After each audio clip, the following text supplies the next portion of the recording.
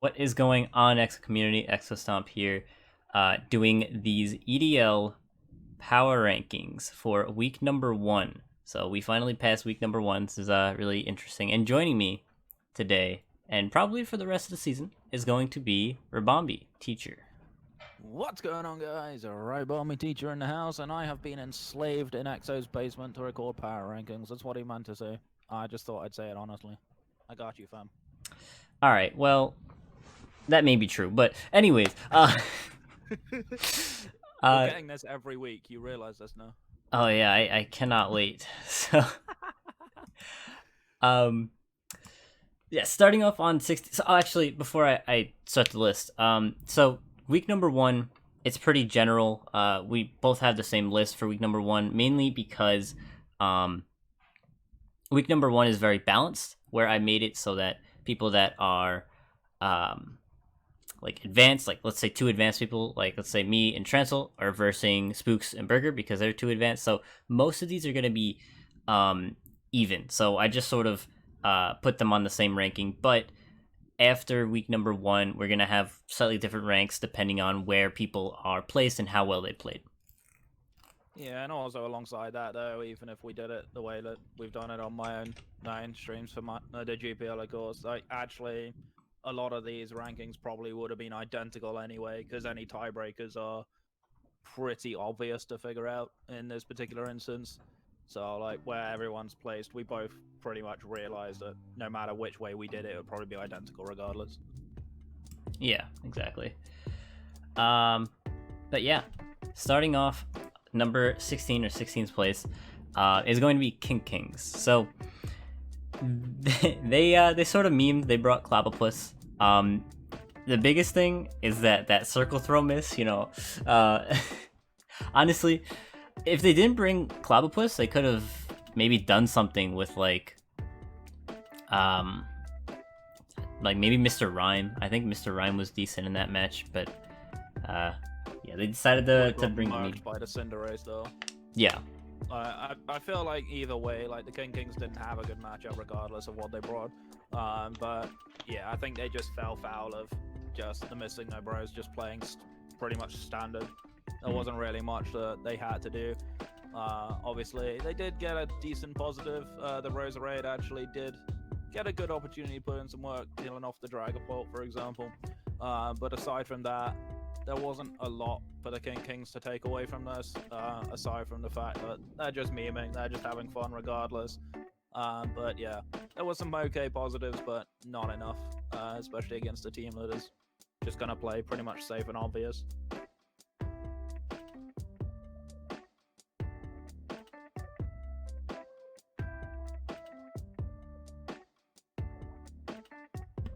Sorry, I was talking and I muted my mic for a second. I did wonder. It's like, why is no one talking? No.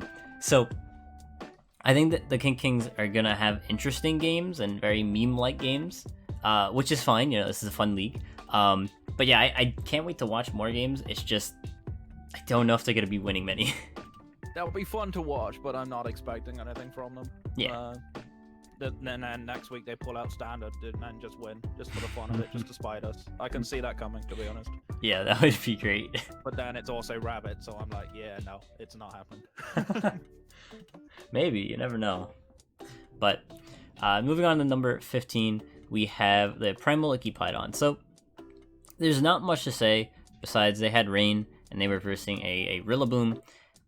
Just that alone is extremely hard to counter. Yeah, Ferrothorn can take maybe 1 or 2 superpowers, but that's it. That's your counter, and then everything else dies of Rillaboom. So it's really just down the matchup.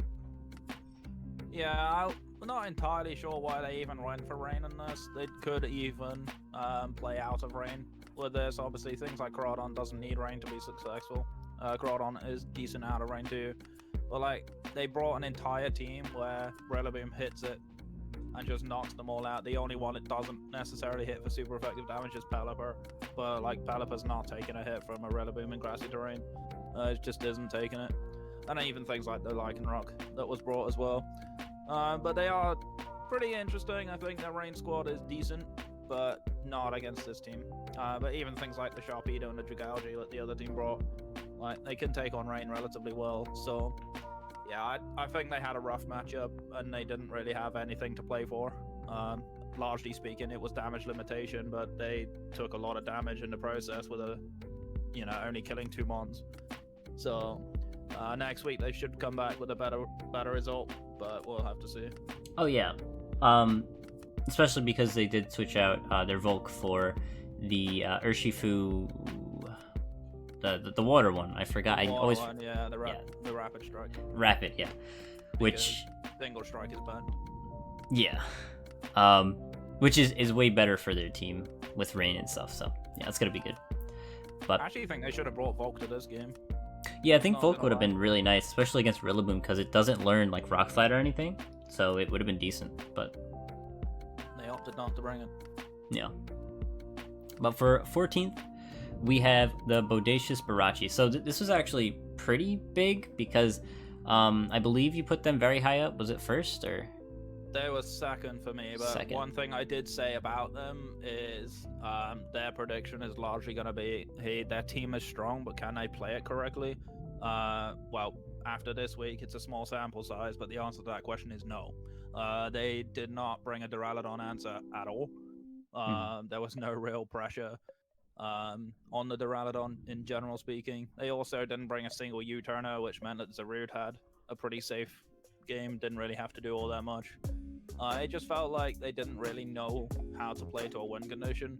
Like, yes, they shell smashed on the Poltergeist, but it was like way too early. Yeah. And while it did some okay work, it didn't do that much.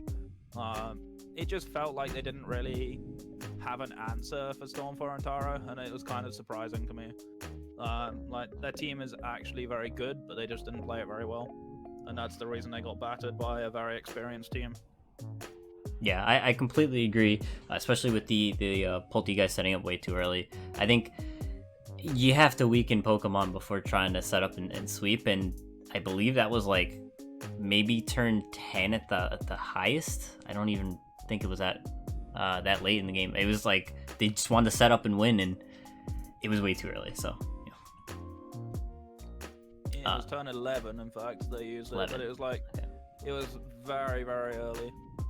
There was nothing broken. Zarude could still answer +2 Poltergeist. Doesn't need that much of a problem. But yeah, like next time around, I expect to see a lot better execution. Otherwise, they're going to be down here for quite a while. Yeah, honestly, they have such a good team. I don't really see them staying down here for too long. It's just they need to think about the counters on the other team and maybe bring like moves, maybe like some hidden tech to hit stuff like the Zarude that had 4 times weakness to bug. Maybe have a random bug move on, I don't know, like Tentacruel that has Leech Life, or I don't know, I'm just making up random stuff. But yeah, I think something like look up some tech moves and like try to not go standard. I think that would be pretty decent. But for 13th place, we have hey, look, it's me and Trans, the table flipper. So you know what, you can start because I don't want to. Yeah, so this was kind of an interesting game to me. I thought, generally looking at team preview, I thought both teams looked relatively evenly matched. I felt like you guys didn't really play Mandibuzz all that well, allowing the heavy duty boots to get knocked off, meaning it wasn't that great against rocks, which was a bit of an issue for you. You ended up not even being able to defog the rock away because you got baited by the Gardevoir. Thinking it was choice because it didn't have a particularly boosted damage item, didn't factor in that Assault Vest was a thing, which meant the Gengar didn't kill, and that was your win condition pretty much obliterated there and then. And then from there on out, you guys didn't really look like coming back. It looks like Spooky Burger just had everything under control. The reboot had some impact in the game. Obviously, you traded it out, so you don't have it again later on. I was still surprised by that trade. I think the Heatmore going was probably better, but that's just my opinion. But yeah, it felt like you guys didn't really have an outlet back into the game once your Mandibuzz was gone. And from there on out, I just feel like you just got baited, and that's how you lost. Yeah, so, yeah, I definitely... For some reason,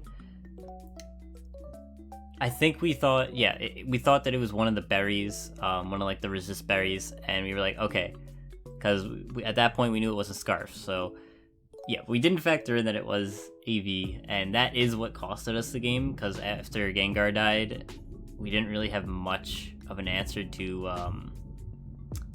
or we didn't have any like good sweepers left. So it did sort of cost us a game. I do like how Reboot did put in a little bit of work before it's leaving, and the reason why we're dropping it is because it is 80 points, whereas Heatmore is 60, so we needed the extra 20 points to get Serena, which we did need another spinner, and a grass type is nice. So, but yeah, the reason why we're all the way down here at 13th and maybe not in 11th, even though it's the same score, is because we could have easily played around. Like we just weren't in the right mindset, I guess, and we didn't really think maybe AV is a thing, but yeah, no. So it just feels weird to me to see both you and Transol, who are very, very skilled players, just kind of completely miss the possibility of AV. It was definitely a very big blunder on you guys' part. I don't expect to see that happen again. I think you guys overthought the berries, to be honest. Yes. I think that was the biggest thing. I was screaming when I was watching your video. I was like, this is a soul vest. This is 100% of a soul vest. I was screaming at it while I was watching the video, and every single time I heard berry, I think I hit my mic. It was definitely kind of weird to me that AV never crossed your minds, but yeah, it is what it is. Mistakes happen to the best of us. We've all been through that. You know, Transol's forgotten Sucker Punch, so this time he's forgotten Assault Vest, so that meme's gonna go for the whole season. You're welcome. Yeah, everyone's gonna be running AV now. All jokes aside, that's basically the reason you were 13th even in my kind of rankings. Like, you blundered the game basically, rather than Spooky Burger necessarily won the game. Yeah. Moving on to 12th, we have the Houston Helios. So, again, a little shocking that they are down here, and they actually lost because they have a really good team. I don't necessarily remember their game, actually. So, this game was a really surprising one to me because they kind of played into Record Ham's hands. They put a team together that was generally relatively defensive and pretty good at pivoting in and around each other. There's a lot of wish passing, especially through the Umbreon and stuff. The Umbreon had a lot of utility with Heal Bell, as did the Togekiss. But the problem is they didn't have enough damage to get through Milotic, and part of the reason for that is their Milotic answer, quote unquote, was Goodra that actually had a Life Orb, which meant that the damage that Milotic was taking was not enough to mitigate recover. Even after the burn, it was still just about doing half, which meant Milotic could just stall the Goodra for days, and the Goodra was just taking Life Orb recall. Had they actually run specs on Goodra instead, it would have actually out-damaged Milotic's recovery and meant that it couldn't stay in. So, like, there was a lot of things that I feel like the Helios just played into Record Ham's hands. Record Ham have way better recovery options, so it kind of just felt really odd to me. I felt like they didn't play to Aegislash all that well. They played to it okay, but it wasn't great. But yeah, the Goodra not being able to run through Milotic was the biggest problem there. And Milotic just did way too much, and by the time that they got anywhere through Milotic, the game was already gone.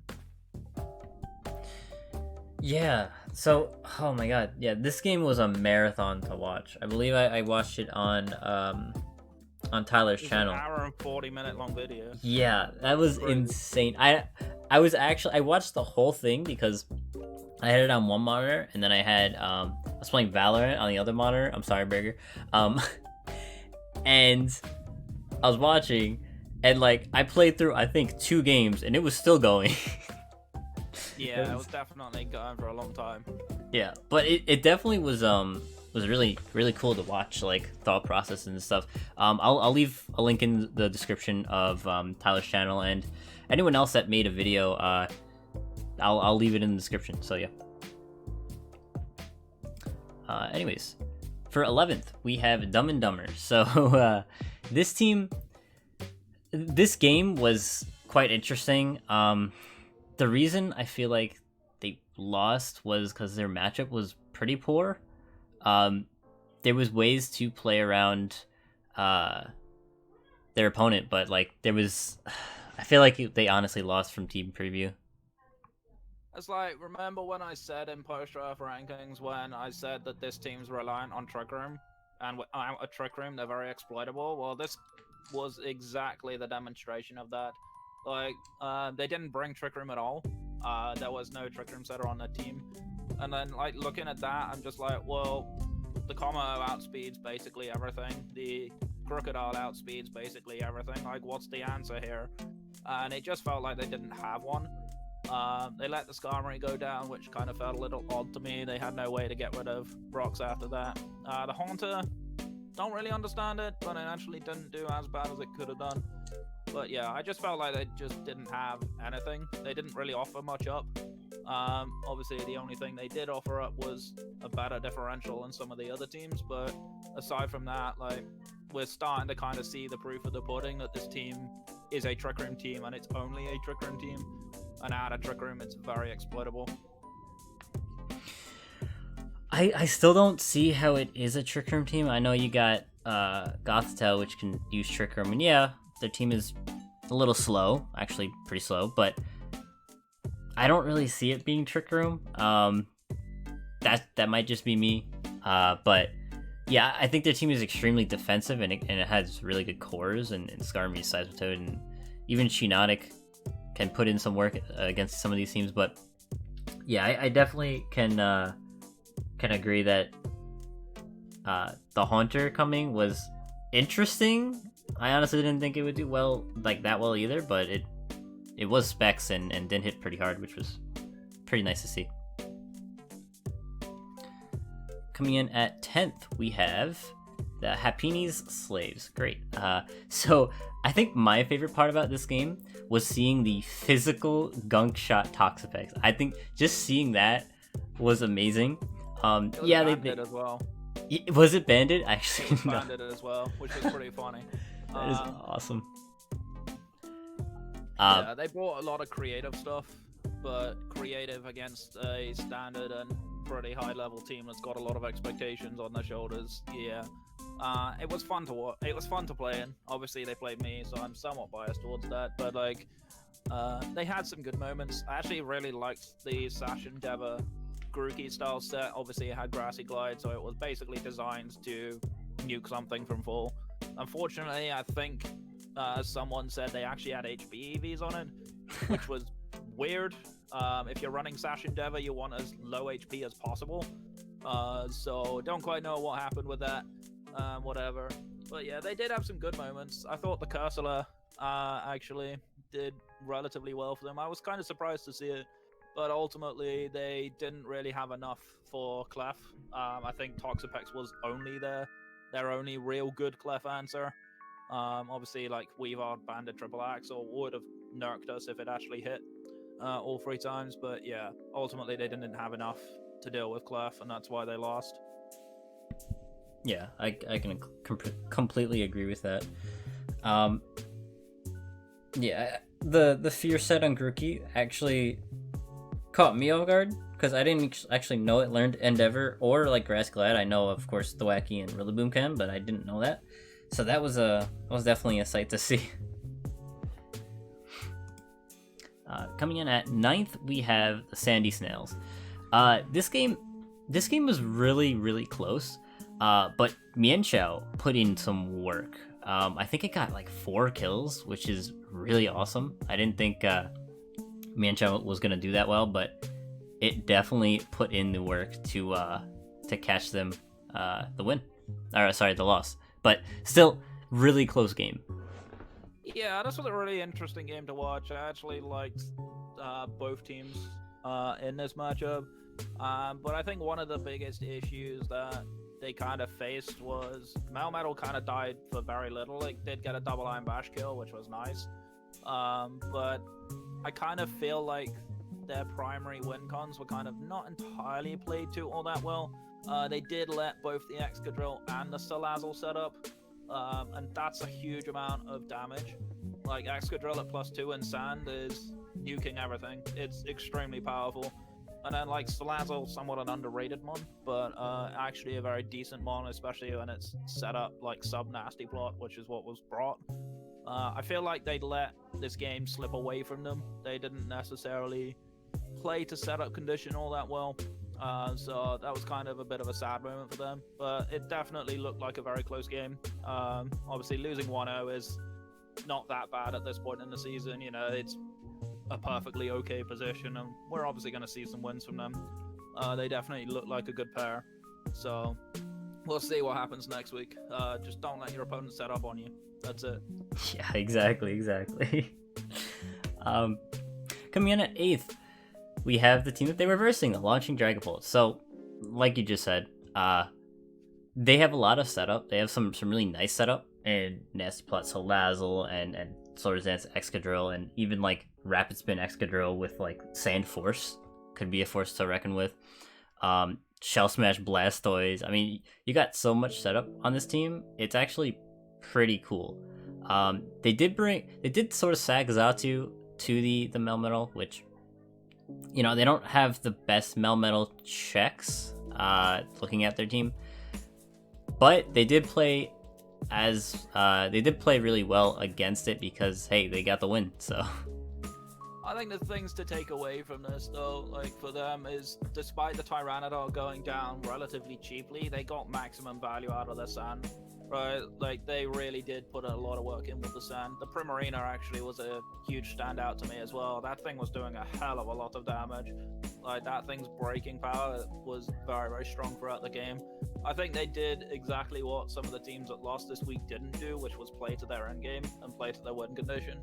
I don't necessarily see Salazzle as a win condition, but the way they managed to get it set up effectively, obviously recognizing that the Slowbro needed to switch out because of Regenerator and being too low health. Like they got everything they needed, and I think that's the reason they came out with a win here. Of course, there are very strong teams in there, so they may not be able to get away with that against some of the stronger teams, but generally speaking, they played this very, very well. This is pretty scary signs for people that still have to play them. Yeah, I can definitely agree with your points. Let me just check one thing. Okay, sorry. Going in at 7th place, we have, hey, look who it is. So, actually, you know what? Hold on. You start with this one because you have some knowledge in it. I'm just gonna look at your game real quick because I actually forgot. Yeah, so this game was a really fascinating game for Gambit and me. We largely just played this game as safe as we needed to. We didn't really feel that threatened by the Happini Slays once we saw team preview. We kind of knew that between Clef and Keldeo, like our game was generally pretty solid. We didn't have too much to worry about. We largely just had to play around like their bigger offensive threats. Obviously, Grookey coming was not really what we were looking for, but it didn't do enough to kill the Drapion, obviously because of the HP EVs they had on it. Drapion was kind of a threat for a little bit. Marowak didn't really get much to do much aside from set up rocks, but actually the rocks were kind of helpful for us. So Marowak did its job. Obviously, a lot of people are kind of thinking that Trick Room is the only way to play Marowak. Well, this was proof that you don't need it. Haxorus had a decent chance to be decent. We actually got rolled on the Weavile Ice Shard to actually he killed us there. So it was a little unfortunate. Haxorus got denied a sweep. But at the end of the day, like we knew that even if Haxorus died, that they had 2 physical mons against the Clefable. So Heracross only gets 1 move that can hit Clefable, and that's Smart Strike, but it gets nuked by a Moonblast. So there was nothing to worry about there. So largely we just played safely to our Clef endgame. We knew we won the game from there. So it was a pretty safe game for us, pretty simple game for us. We didn't have to try too hard or show too much this game, but obviously there's plenty more to come from us. Right, yeah. I do remember you killed the Pex with a Bone Meringue from Marowak, correct? That was correct, yeah. That was we ran that particularly because we were kind of worried about sub Toxapex. Okay. But then we realized we were playing against Panda, so we probably weren't going to play that. But we did also semi-factor in the grassy terrain, because obviously Grookey is still something that can set it. It is still something we had to factor in, but yeah, Boomerang was largely to prevent sub-toxic bags doing anything. Okay, yeah, that was definitely a safe game by you guys, but honestly, you didn't need to play anything other than safe. So yeah, we just played standard. That's it. Yeah, didn't need to do anything else. Yeah. Okay, coming in at 6th, we have Team Recordham. So, again, I will leave their game in the description, but their game was an hour and 40 minutes long. It was a marathon, and they played really well. I think it's a little surprising, probably to both of us, that they played super well with their win cons, and they were able to get a 3-0 3-0 on their first game of the season, which is really good for them. I liked a lot of what they brought, actually. I liked the fully split F Magneton. I thought that was a very smart bring against the Rotom. I didn't actually think it was that bad at all. I think they played this game pretty much as I would have expected in some respects, but I kind of felt like their opponent could have outplayed them, but they didn't bring the right kind of sets to play. But they played the actual outcome of the game pretty nice. I did like the Indeedee. Indeedee is a bit of a Pokemon that I'm kind of getting very familiar with at the moment. I do like the Pokemon. But yeah, the Helios didn't have enough to get through Milotic. They didn't bring the right sets to get through Milotic. And they played around like recovery, especially in the early game. Like, very few Pokemon died until like turn 30. So I think that says quite a great deal about how well the game went from an early game perspective. But yeah, generally speaking, like they wore the Goodra down really nicely with the Toxic, as well as recovering for the Life Orb recall and stuff like that. I think they played their game plan well, but I kind of worry for them if like their opponent brings a good matchup into them, that they may not have a comeback answer. But we'll see from our next games. Yeah. Yeah, I think they brought some really unique sets. Like you said, the Magneton was really cool, and the Milotic, even though that was standard-ish, I believe it was standard. Yeah. It's basically fully first F Milotic with Marvel Scale. Yeah. That's pretty standard. The only cool thing about it is they had Dragon Tail instead of like the typical like Ice Beam stuff like that. Dragon Tail was kind of an interesting little answer. I guess that was kind of their way to make sure Goodra didn't 2-hit KO them. But the Goodra never 2-hit KOs anyway because it was Life Orb. Oh yeah, yeah, which is smart to bring Dragon Tail. But coming in at 5th, it's gonna be Spooky Burger, the team that beat us this week. So. Beat me and Trancel. So, like I said before, we did misplay against that Gardevoir, and once that happened, it was gonna be extremely hard to come back. They, I would say, they played pretty safely, but they had some cool sets. They had the Zeraora with Toxic Sub, which beat our Stunfisk, which is the only way to beat Stunfisk with Zeraora. Because Grass Knot doesn't do anything to it. And they brought Rapid Spin, Meteor Beam, Starmie, which was also cool. They sort of styled on us at the end of the game and used it. But still, nonetheless, it was a really interesting game to play, and I think they played really well. So, yeah. I do have a challenge for Burger, though. And that challenge is to bring Sub-Toxic on every single Mon that can learn Sub and Toxic by the end of the season. I want to see you be able to Sub-Toxic kill something with every single Pokemon on your team, because it'll be pretty funny. You're not going to get that against us, by the way, just saying. But yeah, definitely pretty funny nonetheless. Obviously, we don't see Sub-Toxic Zeraora very often. We don't see it because, generally speaking, it doesn't need to bring it. But yeah, it was definitely kind of interesting. I did like some of the creative sets they brought, and pretty much all of them came off. So definitely really liked the way they played the game. They do look scary, definitely moving forward in the season, and I don't dread having to play them, but we'll see. I think we might be fine against them, but who knows? Yeah, well, we will definitely see about that. And coming in at 4th, we have Nico Father. So, I think the biggest takeaway from this is that I was a little wrong. They played very well in this game. The Crook just went in. I believe the Komao with Scale Shot was really cool and a really nice bring. I didn't really get to see that till the end though, but the Fire Punch bring was definitely instrumental, especially against the Scarman Shinarag.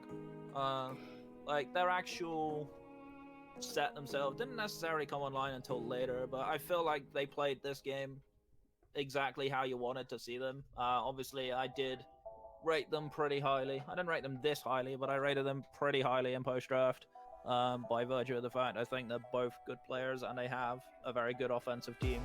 Obviously, it is purely heavily physically offensive, which is something that their opponents didn't really factor in all that much. And they didn't seem to have a lot of physical bulk on the team, which is kind of how they got worn down. So yeah, it was definitely a good game from these guys. They definitely look like a good team moving forward, but it'd be interesting to see if they can be consistent, because that is one thing I do know from Nico in the GPL is he can be a little inconsistent. So I'll be interested to see what happens moving forward and where they end up. Yeah.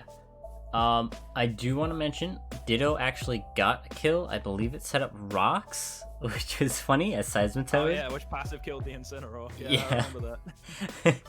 So that was fun to put on the dock. But yeah, definitely a team to look out for, because it's an interesting team, but I think they can pull it off. I think they can definitely pull it off. Coming in at third, we have the Missing No Bros. So, I think they played very well this week. And what I believe, oh yeah, the Cinderace was so hard to switch into. They had a Torkoal. Yes, they were versing the King Kings, 16th. Yeah, their matchup was very good against the King Kings, mainly because their team right now, well, for week 1 is a little shaky because they just have like 4 weathers, but they definitely played it well. I think the Missing No Bros, they could have played it a lot worse, and it could have been a closer victory, maybe even a loss, depending on, if the Clobbopus hit that circle throw. No, but honestly, they did play well. Yeah, they brought some very, very smart sets as well. They understood that Roserade was kind of going to be an issue. The Perish Trap, Whirlpool, Azumarill, it's a set that a lot of people have run, especially with Sap Zipper, of course. Very, very smart bring. They did kind of misplay it ever so slightly. They didn't necessarily count the Whirlpool turn, so one mon did actually switch out of Whirlpool. So they didn't entirely factor in Whirlpool all that well, but they did actually play pretty decently around it for the rest of the game. Obviously, they didn't recognize Roserade being able to kill the Dragapult. That was one kind of misplay in a way, but I feel like actually, even despite that, they recovered very nicely, especially playing around like the Cinderace doing decent amount of work. So they played pretty well, but they are actually playing Cambat and myself this week, so they're actually playing against a team that's not going to meme against them. So I'll be interested to see how they do against a team that's probably going to try hard. Yeah, it's gonna be very fun to watch. Oh yeah, I'm looking forward to it. The mods fighting. Yep, that's gonna be interesting. Who's the better mod? Ooh, yeah, that's gonna be very. After this week, given the fact that you lost. So all right, listen. No, that was week 1. Okay. No. The winners get to play against each other. Oh wow. Okay, I see.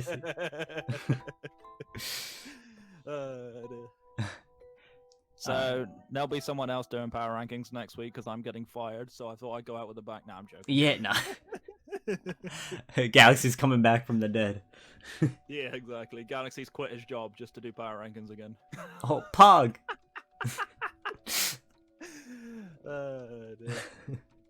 Just a side note, you knew what you were getting going into this. Yeah. Oh yeah. Coming in at second, we have.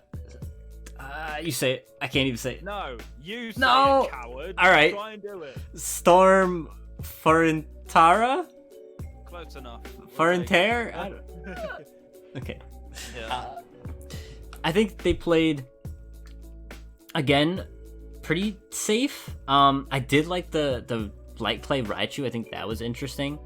But they played pretty standard versus the Bodacious Barachis, which, quite honestly, their team does sort of beat the Bodacious Barachis. Sylveon just breaks through Grimmsnarl, and Mew can just set up. So, yeah, I think their team honestly beats the Bodacious Barachis just on team preview. But yeah, I think they played standard, but they didn't need to play anything otherwise.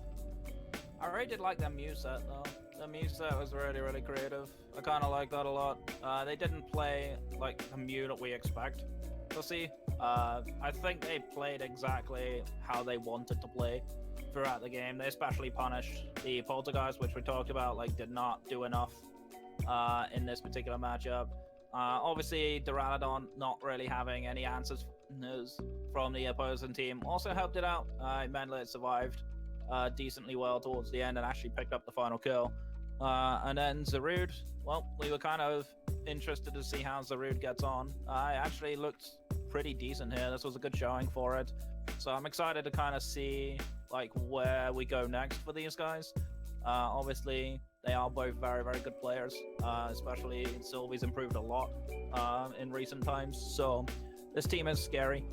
This team is looking ominous. And of course, you know, the whole lack of hazard removal thing that was hindering some people's thoughts on this team definitely kind of shows that they're not that worried about it. They didn't need to worry about it too much this game. So yeah, very scary team moving forward. I'm not looking forward to playing this team because this team has one of my favorite mons in Mudsdale in it, and I'm kind of gutted that we don't have it. But you know what, it's fine nonetheless. Very good game, guys. Play very well. I'm looking forward to your next one. Yeah, me too. Yeah, their team is so interesting too. Like, they can do so many things with it. Just Mew can do anything, basically. Sylveon could be offensive, could be defensive. Same with like Mudsdale, Duraludon. I mean, all these Pokemon sort of have different sets that they could run with, and I think it's going to be really interesting to watch. Mate, wait till you see my choice banded Mudsdale set get brought. Dude, I would love that. Dear. Coming in at first, we have the Rowdy Rillaboom. So we sort of already talked about their matchup. It was pretty much in their favor. They had Rillaboom against a team that had like one Rillaboom counter, and they didn't even bring it, being like Volk. So yeah, they sort of had a free win for week 1. But I could still see some ways to improve. I believe they are one of the newer teams, if I'm not mistaken. I think so. I don't recognize them. Let me just check real quick. It was Jacob and Zenobia. Yeah, so they're definitely new to the league, and they're showing pretty good. And I can't wait to see more from you guys, definitely. Yeah, I think the only kind of things that they kind of didn't do that well, they let the Sharpedo get burned, and Sharpedo's impact could have been a lot better. Yeah, unfortunately, didn't quite get there. There was also a roll on the Pelipper that kind of didn't go their way. But like aside from that, like they played pretty much as they should. The Dragalge going down, like yeah, it sucks for differential purposes, but I think they played the Rillaboom game perfectly well. Actually remembering it was the Galizapod close combat that actually prevented the Ferrothorn from doing much. So that was a cool little bring on their part, taking advantage of Galizapod getting close combat this gen. But then from there on out, like Rillaboom just did everything it needed to do to clean up and win the game. Yeah, it was a really good showing of Rillaboom. I think he got 5 kills, which was cool. Yeah, for sure. Yeah. Oh yeah, it's a kill leader. Yeah, so it definitely was 5 kills. But yeah, that was the power rankings for week number 1. If you guys enjoyed, of course, hit up that like button. And yeah, if you guys haven't made videos on this already, or you did and I just didn't notice, let me know, and I will put your links in the description. And yeah, I'll give you guys a sub and a follow and all that kind of stuff. But yeah, I will see you guys next time. Good luck in week 2, guys. Take care. Peace.